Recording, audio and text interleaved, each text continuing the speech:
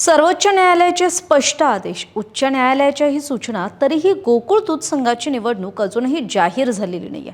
आता या विलंबामुळे निवडणूक प्राधिकरणातील वरिष्ठ अधिकाऱ्यांवरच अवमान याचिका दाखल करण्यात आली आहे.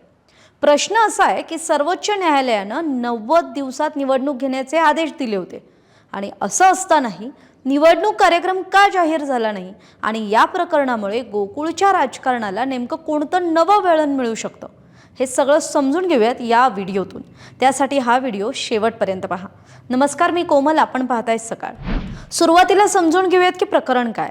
तर हसूर दुमाला ज्या तालुका करवीर जो कोल्हापूर जिल्ह्यातला आहे तिथल्या राऊ सखाराम पाटील दूध संस्थेनं निवडणूक प्राधिकरणाचे जे आयुक्त आहेत अनिल महादेव कवडे आणि सचिव अशोक गाडे, तत्कालीन उपनिबंधक राजकुमार पाटील, विद्यमान उपनिबंधक देविदास मिसाळ आणि सहनिबंधक कृष्णात ठाकरे यांच्या विरोधात अवमान याचिका दाखल केली आहे.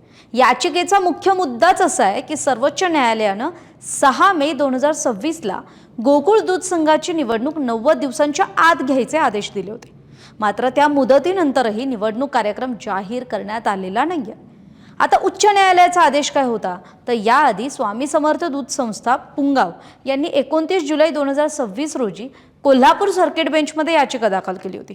त्या सुनावणी दरम्यान मुंबई उच्च न्यायालयाच्या कोल्हापूर सर्किट बेंचनं गोकुळची निवडणूक तातडीनं घेण्याचे निर्देशही दिले होते.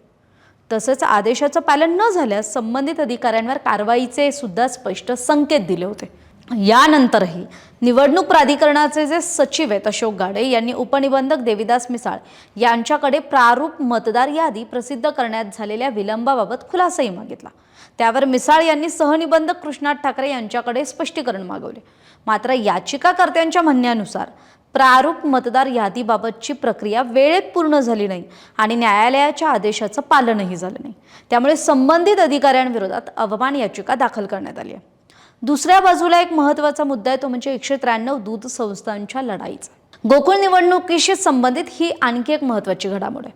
म्हणजे गोकुळ दूध संघाशी संलग्न असलेल्या आणि अवसायनात काढलेल्या 193 दूध संस्थांच्या याचिकेची सुनावणी आहे ती मुंबई उच्च न्यायालयाच्या कोल्हापूर सर्किट बेंचमध्ये पूर्ण झाली. या प्रकरणात न्यायालयाचा आदेश हा पुढील 2 दिवसात येण्याची शक्यता व्यक्त केली जाते.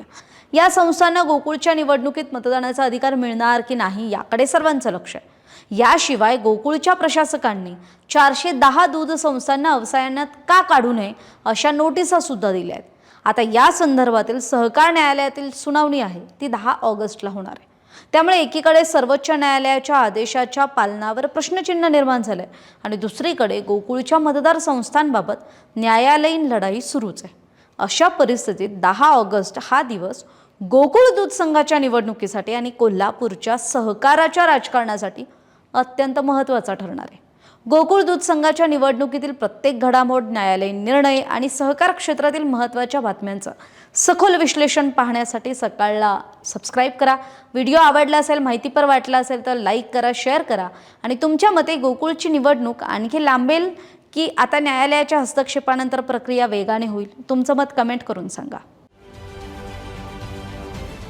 महाराष्ट्रातील सर्व बातम्यांचे विश्वासार्ह व्यासपीठ सकाळच्या सर्व सोशल मीडिया प्लॅटफॉर्मला लाईक, फॉलो आणि सबस्क्राईब करा. तसंच सर्व नोटिफिकेशनसाठी बेल आयकॉन प्रेस करायला विसरू नका.